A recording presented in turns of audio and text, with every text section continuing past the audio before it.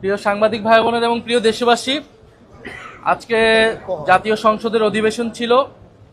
আমরা বিরোধী দলের পক্ষ থেকে বিরোধী দলের নেতার নেতৃত্বে আজকের সংসদ অধিবেশনে আমরা ওয়াকআউট করেছি। আজকের অধিবেশন আমরা সম্পূর্ণ সময় থাকার আমরা অনেক চেষ্টা করে আসলে থাকতে পারিনি, যেই ধরনের ঘটনা আজকে সংসদে ঘটেছে।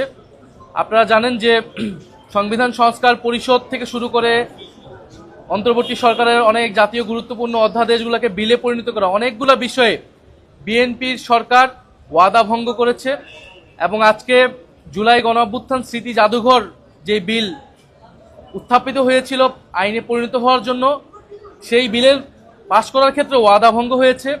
আমাদের কথা ছিল বিশেষ কমিটিতে 98টি অধ্যাদেশ, যেখানে সবাই ঐক্যমত আমরা পোষণ করেছিলাম, একটা সমঝোতা হয়েছিল যে এই বিলগুলো নিয়ে আমরা কেউই আসলে আপত্তি তুলব না, এটাতে আমরা সবাই ঐক্যবদ্ধ। কিছুটাতে আমাদের নোট অফ ডিসেন্ট ছিল, সেগুলো সবগুলো অধ্যাদেশই আমাদের যেগুলো নোট অফ ডিসেন্ট ছিল সেগুলা আলোচনার আসার কথা ছিল। বিশেষ কমিটিতেও সিদ্ধান্ত হয়েছিল, কার্য উপদেষ্টা কমিটিতে স্পিকারের সভাপতিতেও সে সিদ্ধান্ত হয়েছিল। কিন্তু আমরা দেখতে পেলাম আধা ঘন্টা আগে এই জুলাই গণঅভ্যুত্থান স্মৃতি জাদুঘরে বিলটিতে একটি সংশোধনী আনা হয়, আমাদেরকে না জানিয়ে, কাউকে না জানিয়ে এক ধরনের ছলচাতুরির মাধ্যমে এইটি পাশ করানো হয় এবং একটি ভুল অপব্যাখ্যা দেওয়া হয় এবং অনেকগুলো গুরুত্বপূর্ণ অধ্যাদেশ সেগুলাও ল্যাপস হয়ে যাচ্ছে এবং সেগুলো আলোচনারও কোনো সুযোগ রাখা হয়নি। কথা ছিল আজকে 12টা পর্যন্ত হলেও সে আলোচনার সুযোগ থাকবে।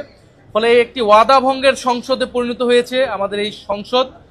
ফলে সেই প্রতিবাদে মাননীয় বিরোধী দলীয় নেতার নেতৃত্বে আমরা আজকে ওয়াকআউট করেছি এবং সে বিষয়ে এখন আপনাদের সকলের সামনে বিস্তারিত কথা বলবেন মাননীয় বিরোধী দলীয় নেতা ডক্টর শফিকুর রহমান।